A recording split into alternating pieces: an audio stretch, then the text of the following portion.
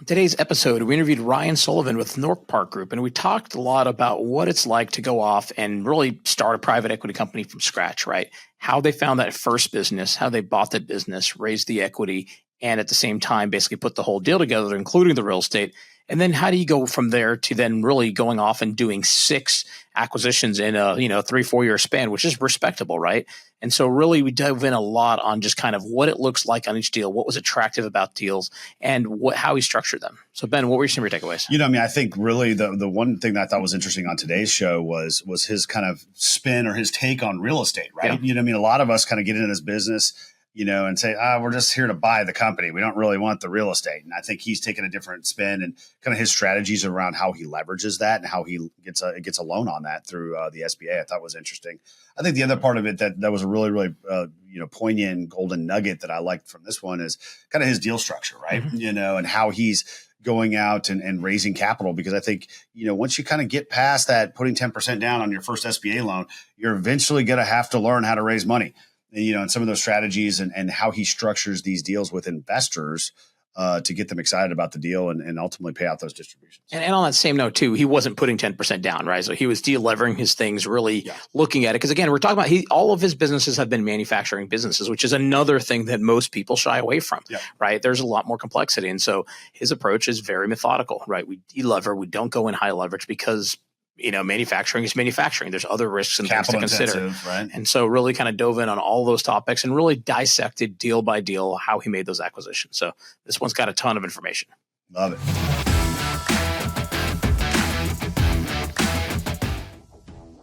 Hey there, this is Casey with the M&A Launchpad Podcast. Want to let you know about October 25th. Put it on your calendar. This is a do not miss one-day event.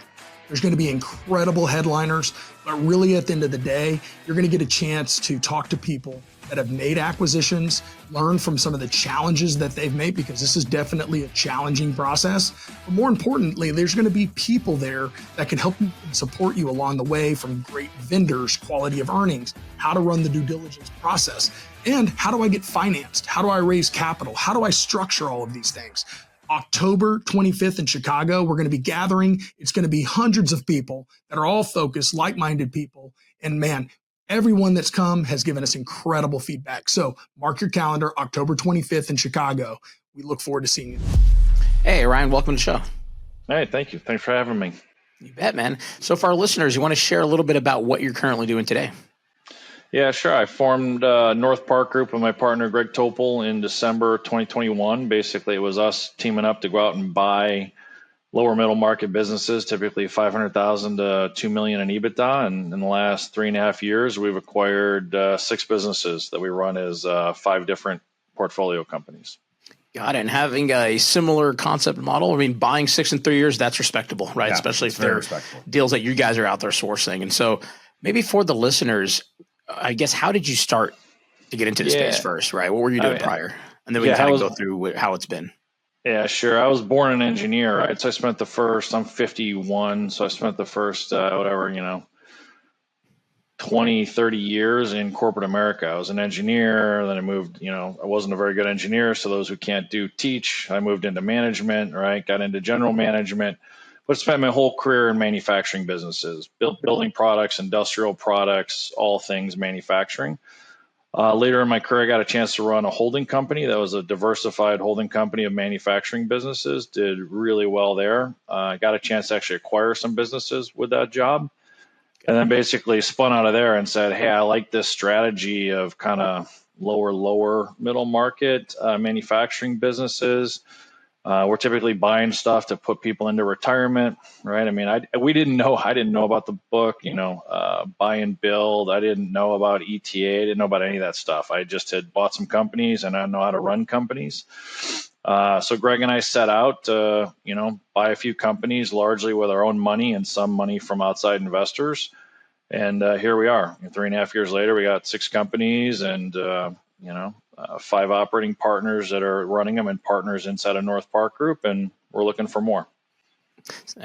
It's actually kind of comical how your story really similar to ours. And I remember we got into it and then we didn't know ETA. And then our partner Casey messaged us is like, hey, so I went to this Harvard ETA thing. There's this whole ecosystem in ETA, right? Oh, yeah. So, we didn't even know the 100%. term independent sponsor, right? Which is really what we kind of were, right? We could source it, we could do it, and just kind of over time you start to learn. But ultimately, the bread and butter is very simple, right? You're finding businesses, you're buying them. So.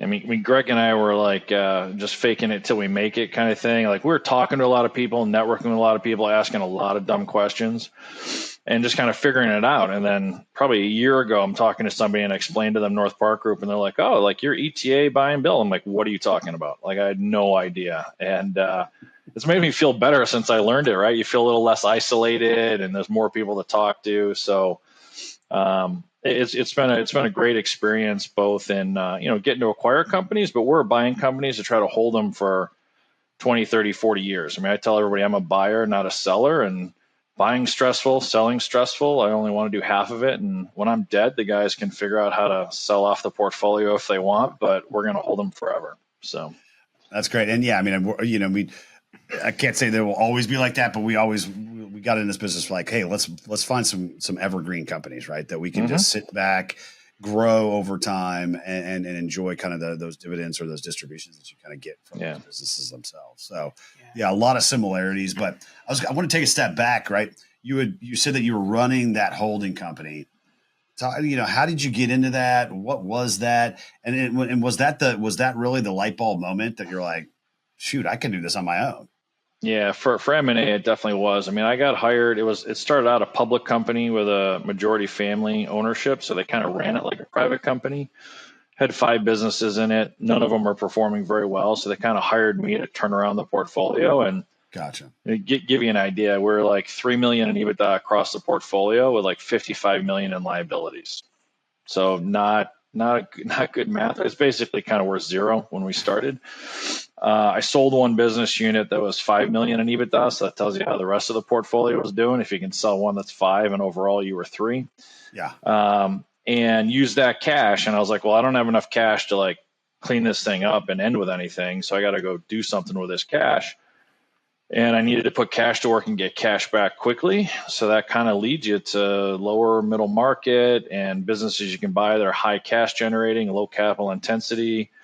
And I knew manufacturing. So obviously I stayed focused in manufacturing. I'm too old to learn new things. So I started buying, little manufacturing businesses that were honestly great businesses. Some of them have been around for 80 to 100 years. And they're making $1 million in EBITDA, and we could buy them at an okay multiple. And so I think we bought 6 under that company and then went in and kind of professionalized them and started growing them. I turned around the rest of the companies in the portfolio and took the public company private for the family. And so they've done very, very well with it. And then I took my exit and moved on. Right. And my partner, Greg, was actually my buy-side broker. So he was the one out looking for companies. And so when I left, he said, hey, we could do this on our own. And I said, well, I had like $2.5 million I was looking to put back to work. Right. And I was like, well, I got some money. Like I could buy a company or two, with dad, blah, blah, blah. I'm like, but I don't have enough to buy 10. And he says, oh, we'll get investors. Like it was no big deal. Right. And I'm like, yeah, like who's going to give me money? And Greg had raised 10 million for a startup. And I was like, well, if you can do 10 million for a startup that doesn't have a product and isn't making money, I'm going to guess we could go to people and tell them, hey, we're going to buy a business that's been around for 80 years and has always made money. And we're buying it well. And we know how to run manufacturing businesses. Greg's an engineer too. And so he convinced me. And lo and behold, we were able to fundraise for our first 2 deals. And now we've got 40 plus investors that follow us from deal to deal. And we have a wait list of like 30 or 40 investors that are just waiting for there to be space to get into a deal. Yeah. So walk us through that first deal and that second deal, right? How'd you find it? How'd you structure it? I mean, what's the deal? What does it do? What'd you buy it for? And then we kind of maybe move on into what that second deal looked like. Yeah, sure. So we formed in December of 2021. We closed our first deal, Electron, in May of 22. So we found it pretty quick. It makes electrical components. It was based out of Wichita, Kansas. All of our deals, we pay right around kind of 4.0x EBITDA. We buy the buildings, which for a seller is really important because a lot of times these are people who have been running a business for 40 years and they want full liquidity. They want to go to Florida or Phoenix and retire. They don't want to be a landlord for 20 They don't want an years. anchor back at the. Yeah. And so a lot of people that were talking to him just wanted the business, and maybe we're probably going to move it. It was probably strategic that was going to roll it up. It was private equity that was bolting it on to something. It wasn't going to be good for the employees that were left behind. And so then we come along and we're like, we know how to run manufacturing businesses. We'll buy your building. We're going to leave it here. We're going to run it here. And so just great sellers. All of our deals end up with kind of great partnerships with the sellers. They're just really nice people, and they just really want their companies taken care of. And so we fundraised. We put a good bit of money in on the first deal because I couldn't believe that people were going to give us money. So I probably own 30% of Electron. Right, I put a lot of money to work on the first one. We bought it. Greg went and ran it.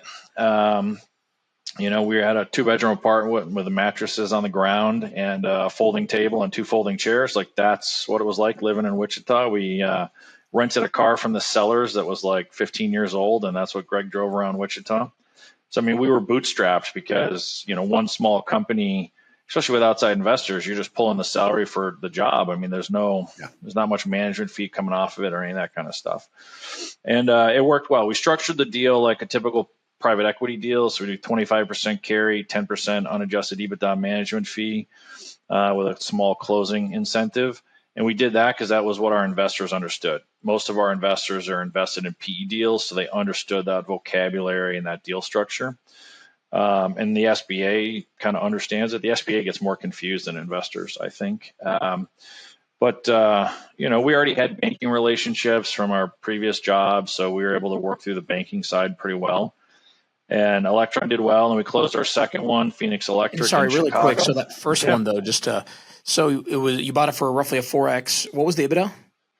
About $1 million. No, 500,000. 500,000 EBITDA. You bought it for roughly a 4x, and it sounds like you guys, for the financing side, you did structure it as an SBA loan that you and your partner kind of basically took on that liability. Yep. Yeah, I took the personal guarantee on the first one. We did a 7A for the business loan and a 504 for the real estate loan. Gotcha, and that's always great.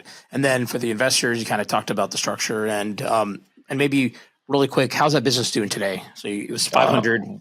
Where's it kind of gone to? Yeah, it's great. We bought it when it was 500. It's up to 650, but it's a very different 650, right? So at 500,000 of EBITDA that we bought, there were 2 sellers in the business who did all the work, and there was no other managers, no structure. I don't think there was anyone else with a college degree in the building. And so now we're 650,000, and we've got a president, we've got an actual financial controller, we've got a production manager, we've got a degreed engineer, who's doing stuff. We've reinvested over $1 million of CapEx, so new equipment, into the business. And we've paid back, I think, somewhere over 30% of the initial investor money over 3 years.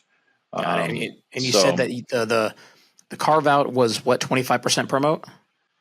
Yeah, 25% carry. Yep. Carry. Got it. Okay, cool. Yep. All right. And then the investors get an 8% preferred return, which obviously it's just the waterfall of the cash coming out. It's not a guaranteed return. So first cash out goes to the preferred return, of which we're equity holders, so we're getting some of the preferred return as well. And then it goes to paying back equity, and then we're into the carry. Got it. So I wanted to hop in on the real estate side. And for our listeners, Feras and I's backgrounds in commercial real estate too. That's kind of how we got our start. And it's funny, as we got into the M&A or the private equity world, we didn't really want the real estate. But I understand your argument too, and that was our struggle, at least initially. And now I think we're kind of going back to maybe wanting to do the real estate. How did you structure it as 2 different offerings? You obviously have 2 different loans, right? One for the operating company and one for the real estate. How did you do it from a capital raising standpoint? Is it all kind of funnel into one thing, or? Yeah. And on that same vein, how much capital was raised? Yeah, we did a holding company, and underneath the holding company is the operating company and the real estate entity, 2 separate entities. All the investors are in at the holding level. I wanted all the investors to be the same. I didn't want to play games and have there be real estate investors and company investors, and then I'm up in the rent, and then the people that are on one side are saying, "Why is the rent going up so much?" Right? I didn't want any games. I'm a big believer in simplicity, and I don't want my phone to ring. right? So if everyone's happy, your phone never rings. Unless they're inviting you out for drinks or something, right? So total equity raise was about 1.8 million on the deal. The real estate was worth like $1.25 million or something like that. So that can give you the total deal economics. We put a good bit of equity in to start. We always put like $400,000-$500,000 of cash on the balance sheet. I'm a big believer in like cash is king. We also have a line of credit. We just don't want to tap it, right? I do a lot of things to reduce the risk. So I like buying the real estate because it reduces the risk. My rent doesn't go up every year, so I don't have a small headwind in my business. I don't have any risk of getting kicked out, and it's a good asset, right? It is a good asset to put debt against. It's an appreciable asset. The mortgage rate and the debt rates are great on real estate compared to operating businesses. And it gives us a lot of optionality in the future. We could do a sale leaseback and generate liquidity for investors if we wanted. We can hold it for 30 years. We could sell it and move. I mean, who knows, right? So I'm also a big believer in optionality. I don't like having only one path. Like once you don't own the building, you don't own the building, you know. So and moving in a manufacturing business is expensive, right? It's not like it's just distribution or some other stuff that's a little bit more relocatable. Yeah. Manufacturing tends to get pretty pricey. Yeah, I mean, it might have been a custom build out on the shop itself. I mean, like it makes sense for those types of That's businesses. Exactly what we have on our industrial chrome plating business. We have chrome bits. You know, you just big and good luck selling that property, maybe, right? Yeah, like it always gets. You could find a buyer, obviously, at an institutional level, but you know the mom and pop people aren't going to buy that type of real estate, right? So, that's right. Talk to me about, because you know I've always heard of 504. Talk to us about like what are the terms of that loan on the real estate? Because I think a lot of our listeners are probably struggling with the same thing that we struggled when we got into business. It's like, okay, I just really want to buy a business. I don't know anything about real estate. You know, how did that work? And I mean, in the SBA, I mean, there's a lot of paperwork you got to do. There's a lot of hoops you got to jump through. So it's not easy debt to get, but it tends to be good debt. The 7A I love because it's a 10-year amortization. You go commercial debt, it's much shorter. You tend to get lower interest rates, no bank covenants, and you can pay distributions. Like for us, one of the big things we wanted in the portfolio is we wanted distributions. I was putting half of my net worth to work. I wanted cash back for that. I didn't want to wait 7 years or 10 years to sell a business or recap it. I wanted cash flow every year, right? And with a lot of commercial debt, they get a little tough about doing distributions. So on the 504 side, it's even more complex because you basically end up with a bank loan for 40% of it, the SBA loan for 50% of it, and then you've got to put in at least 10 to 15%, depending, right? You get a 25-year amortization, typically 25-year term on the 504 portion, which is great. And then the bank portion, you get a 10-year term with a 25-year amortization. So you do have a portion that you've got to refinance at 10 years. And typically like good interest rates, like a lot of our property real estates are down in the 6.5% to 7.5% range. So all of our buildings kind of cash flow. We tend to model them out at like a 9% cap rate, and they cash flow well at that relative to our debt. And then obviously if we were doing a sale leaseback, we'd probably be getting, 7 3/4 or something like that on a sale leaseback. So there's value there that we could get through arbitrage. There's some stuff that you can leverage if you ever decided to go down that. You need some capital to do this. You could always go back and and do the sale leaseback. And for our listeners, that's obviously a strategy that that you can incorporate even on a buy, right? If you needed some cash to actually close the transaction and the seller of that business has some real estate, that's something that our listeners should look into. But I'd never heard of anybody actually doing the 504 on the acquisition itself. And it does have to be kind of like owner occupied. So then that's the other reason why we're a holding company with everyone in on the deal. Because otherwise, if you got investor group A and investor group B, a lot of the banks are like, well, it's not really owner occupied, even though you've got control of both. Then it's awkward for you. You have two different fiduciary duties that are kind of conflicting. I'm a big fan of like everyone's in one bucket. I mean, the biggest check we ever took from an investor was $1 million. Smallest check I think was like 10,000, and they're all the same terms, same subscription agreement, same deal. Like no one gets special terms. I'd rather just not take the money and not have the confusion. So got it. And so then what about that second deal? All right. How did that come about? How far into the process did it? And what did it look like? And it's curious. I mean, you guys are sleeping on cots, or sleeping on mattresses on the ground. And I mean, how did you guys even have the time to look for that second acquisition? Yeah, we were working a lot, kind of like bleeding from the eyeballs. I mean, Greg was running Electron, so I was mainly out trying to find the second one. One wasn't gonna, put food on the table for the two of us and our families. So we knew we needed to get to like 4 to 6 companies to have enough scale in the portfolio. So we were looking for the second one. It's actually an interesting story. They called us because we had approached them like 3 years earlier when we were working at a different portfolio. And so they had Greg's number. And so when they finally were ready to sell, it was one of those like, hey, you interested in selling? No, we're not interested in selling. Well, 3 years later, they're ready to sell. They ring Greg's cell phone. So Greg calls me and he's like, hey, do you remember this company? I'm like, no. We look at it. We're like, yeah, we're interested. It was in Chicago and a great little niche manufacturing business. That one was probably 1.7 million in EBITDA. So larger. We paid, upper 4s. And then we didn't buy the real estate, but that's because while it was seller owned, it was right by Wrigley Field. And so the value of that real estate was really not intended for a small manufacturing business, right? So the owners they'd sell it to us for what it was worth, but that's a development play. It's a real estate development play, not a manufacturing building.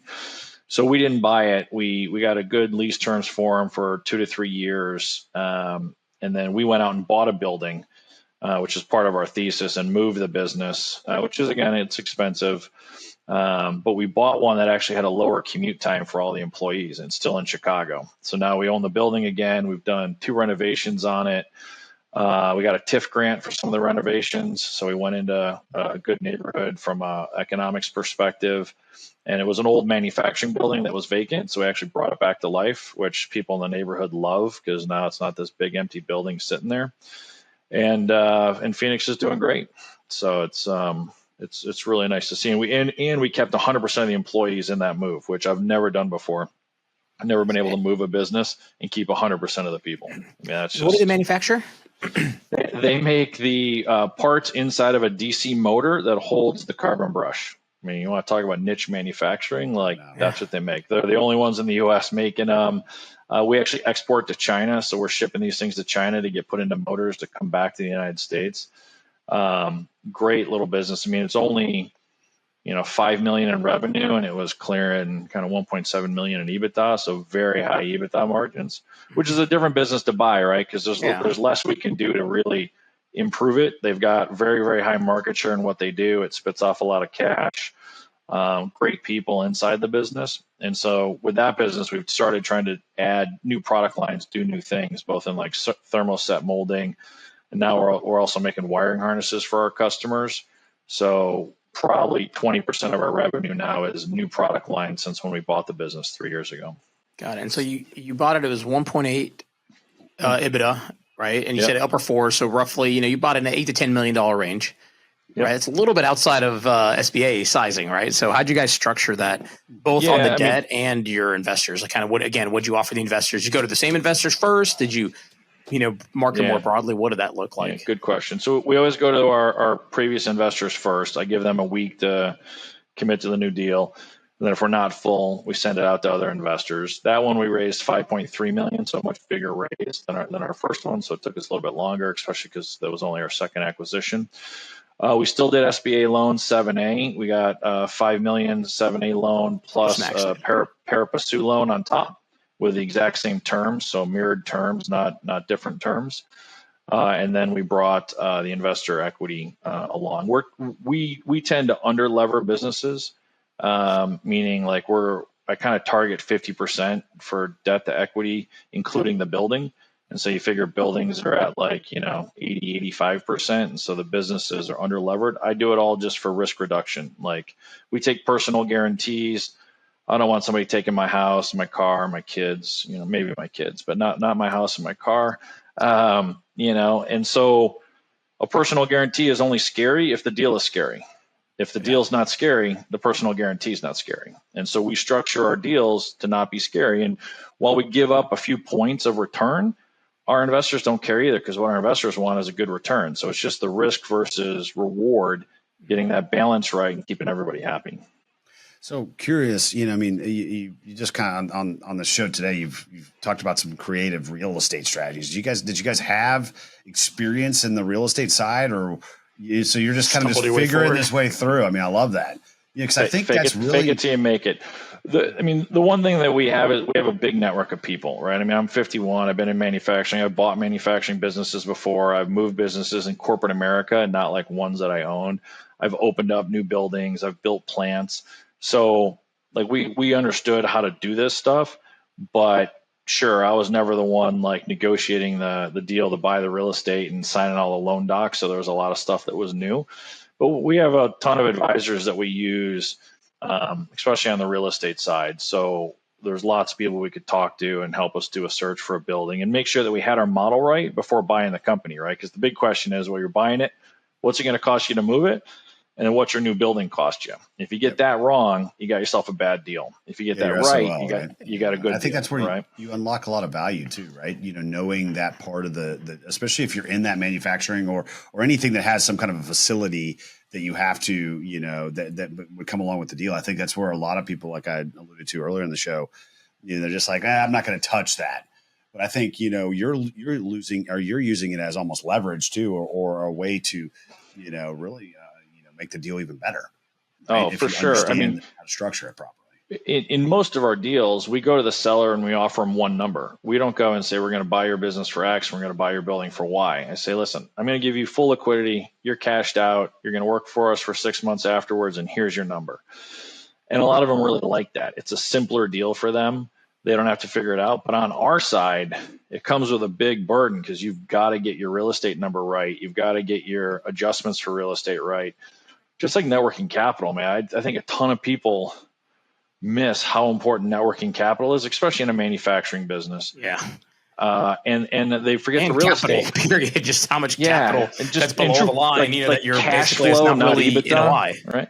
Yeah. I mean, I was talking to an independent sponsor this week, and he's like, "Oh, this is great, man. It's a 2 million EBITDA business. I want to buy it, blah, blah, blah." I'm like, "Hey, the thing hasn't generated any cash in like 4 years, right?" He's like, "What do you mean?" I'm like, "Well, for some reason, like they're pumping back like $1.5 million back into this business every year in CapEx. Like why?" And he's like, "Oh, I don't know." I was like, "Well, like that'd be the first thing I'd want to know, because like what you had and the business I sold when I was running the holding company, 5 million in EBITDA, 0 cash generation. We had to put 5 million of CapEx back into that business every year to keep it running, to keep it afloat, not make it better, not capacity, just to keep this thing going.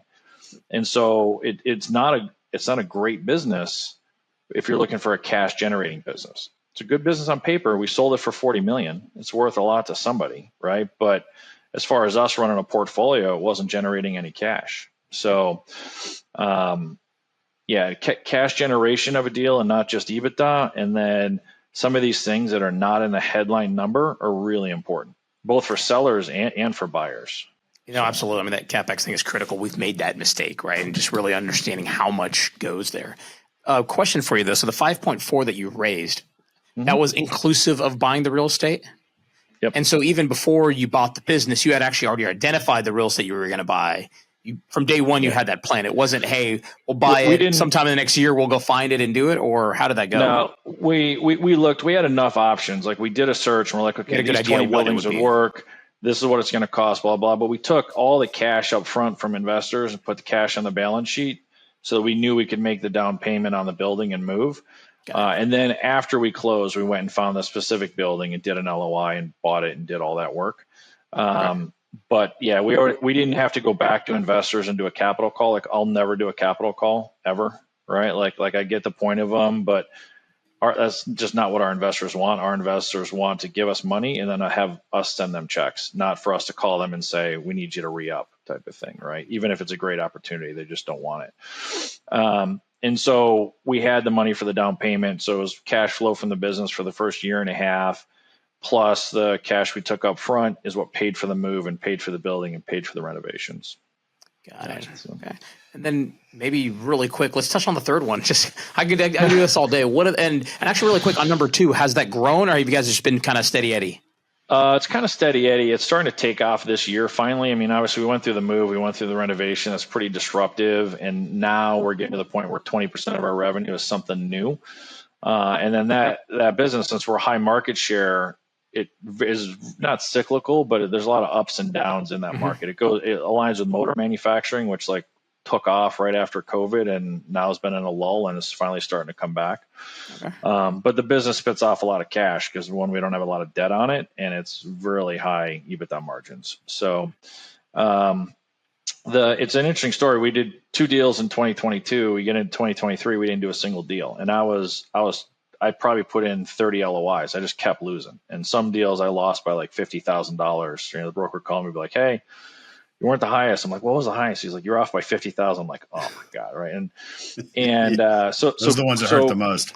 Oh yeah. I mean, Greg and I started to panic, right? Cause I'm like, hey, like, running these 2 small companies isn't really what we wanted to do for the next 10 years. We wanted to get to a portfolio and get some scale. And then you get in right at the end of 2023, I signed 2 LOIs in the same week. And I'm like, oh, now we have another problem. We got 2 companies we got to run and we got 2 deals we got to close basically right on top of each other. And one of those was in Mississippi, which was Neverleak. And the other one was Dickey Manufacturing, which was here in Illinois. Dickey Manufacturing, total proprietary deal. I met somebody, they introduced me to the sellers. Took me 9 months to build a relationship and get them to trust me and me to trust them and work through an LOI. And the one in Mississippi was on the market. It's kind of funny. I passed on it because it was Mississippi and I didn't map it. So I just saw Mississippi. I'm like, middle of nowhere. Totally judgy, by the way, right? But like, there's a lot of nice places in Mississippi, but I was like, pass. And the business only had 10 employees. Normally I look for a business that's got like 30, 40 employees. So there's enough mass outside the seller. And kind of an independent sponsor that was working with me to try to find a business to buy. He's like, well, I like it. I'm going to go see it. I'm like, okay. He goes and sees it. Turns out like all the manufacturing lines are just highly automated. That's why there's only 10 people in the business. And it's a great little business. And it's a whopping like 15 minutes from the Memphis airport. So yes, it's in Mississippi, but it's basically in a large metropolitan area. So like I passed and I was 100% wrong. So Scott goes and sees it. He calls me. He's like, "You're going to love this business." I'm like, okay. And great sellers. Again, all they wanted was the business to stay. They wanted full liquidity. They cared about what happened to the people. So we bought that business in April of 24, bought the building, went in day one. The employees that were there didn't have health insurance, didn't have a 401k because it was a small business. So they ran it like a small business, a lot of exclusions. We went in day one, put in health insurance plan, put a 401k in plan, and all that was built into our model. And Neverleak's been doing really well. So. Yeah, and I think it's those that you touched on something that I think our listeners need to understand is when you're buying a business, don't be that penny pinching big private equity. Like take care of those employees and those small businesses, and they will go to war for you. And stuff like health insurance is so impactful for people and their families. Oh yeah. I mean, they're just going to love you to death. And now you've cultivated that, and got them on your side versus kind of the skepticism that you're the new guy. And what is he going to try? He's going to fire off or lay everybody off. And instead you're doing the total opposite. You're investing in them. And in the same vein too, plan for that investment, right? Like that's what we call the J curve, right? Someone selling a business, usually is running it as lean as they can run it, right? He's trying to get that NOI up or that EBITDA looking higher. And so whenever you buy a business, assume you're going to probably do pay increases for people. You're going to be rolling out additional benefit. You're going to be doing things that the person wasn't. So that's actually going to eat into your EBITDA. That's where you kind of go to the bottom of that J before you start to then, see the net gains from that. The J curve is a real thing. That's part of why we don't put a ton of business debt on, because businesses will go. I mean, the market slows down, the market goes up, market goes down. Businesses definitely go through J curves during times of big change, and we don't want to be stressed over, covering our debt load. So we try to operate them with a lot of free cash flow. And I mean, this is like a passion project for a lot of us, right? Like, so, when I spun out of my last firm, I could have just sold it all and gone to the beach, and my wife probably would have killed me, and I probably would have been bored in 2.5 weeks. And so we care a lot about manufacturing businesses. We care about a lot of the people in them, and we want to run them a certain way, right? Like, and that's not just purely about profit optimization. It's about keeping these small businesses where they are and keeping the people and scaling them and making sure they're going to be successful. They're going to be here 50 years from now. And so it's also about leading the business the right way and reinvesting in the business in the right way. Everybody in the portfolio is very much that way. I mean, this is it's a passion project for a lot of us. Got it. Awesome, Ryan. Well, before we wrap, maybe, you've done several acquisitions. What's the biggest mistake you made? And then maybe in that same vein, what's just the biggest advice you have for people? Ooh. I don't know. I mean, the biggest mistake I made is, even though we talk to a lot of people, I probably still haven't talked and networked to enough people to really understand everything or to leverage our network as much as we could. It hasn't hurt us financially, or we haven't had a bad acquisition. But I think I probably would have slept a lot better over the last 3.5 years, not feeling so isolated or as much on an island. It's all worked out. I mean, our investors are getting a 25% kind of annualized return, by like kindergarten math, which is the way I like it. It's not complex math, and all of our companies are doing well. We've been able to retain employees and we're putting money back into them. That's kind of what excites me and gets me out of bed in the morning. So awesome. Yeah. Love it. Well, so we're flipping over to our rocket round, which are the 3 questions that we ask all of our guests, so I'll go ahead and get right into this. So what do you like to do in your free time, man? Outside, I mean, obviously you're running around the country buying up businesses. Do you have any free time first off? And if so, what do you do? No, I do. I do. I like to travel. I've been to all 7 continents. My wife and I travel a good bit. I travel a lot for work, which I actually enjoy. I travel a lot outside of work. And I'm a big biker. I ride my bike a lot. I did, years ago, I did a race from California to Baltimore on a bike, which is called the Race Across America. Motorbike or bicycle? No, bicycle, like pedal bicycle. I just got back from I did Canyonlands in Moab, Utah. So 3 days out carrying everything. Yeah. So I just got back from that a few weeks ago. Yeah, awesome. Perfect. Cool. Next question. Most memorable moment in your business journey? For me, it's been all the downturns. It's probably what shaped my career the most. So I was in telecom during the telecom bust, which I'm old enough. A lot of people don't remember that. And then I literally left telecoms, went into building products, and I was in building products during the housing market crash, right? Housing market goes to 40% of whatever it was a few months earlier.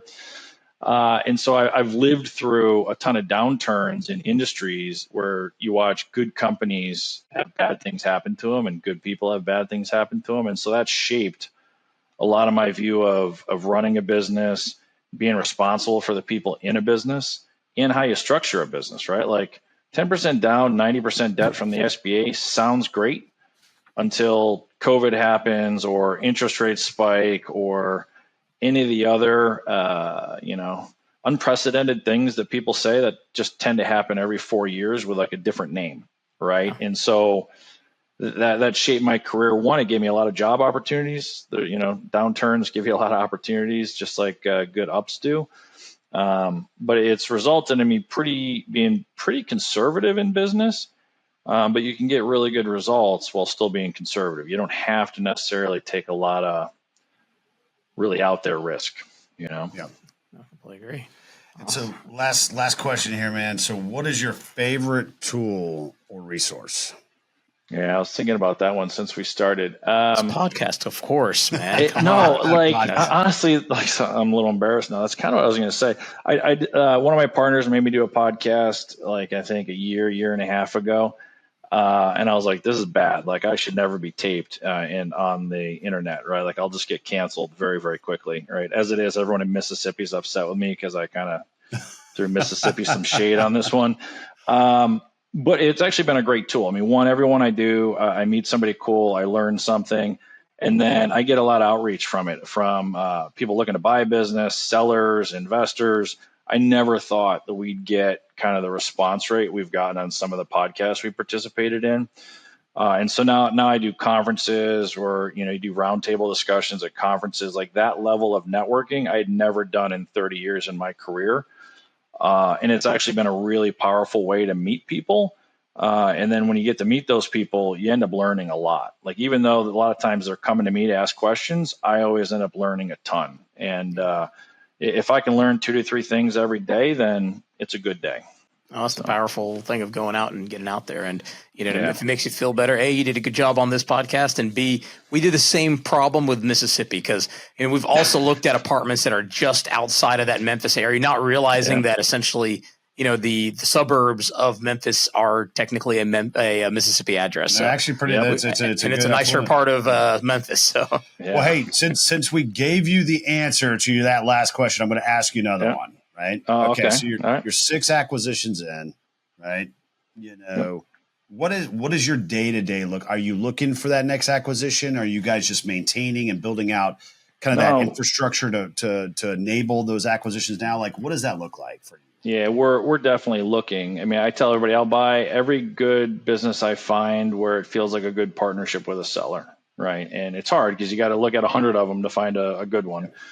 I probably spend 50% of my time looking for the next deal and 50% of my time bouncing around the companies inside the portfolio, trying to help them run and deal with problems. And then, the nice part about North Park Group is we're all partners. So Scott, who's running Never Leak in Mississippi, is a partner inside of North Park Group. So he's sharing in the whole portfolio, not just his company.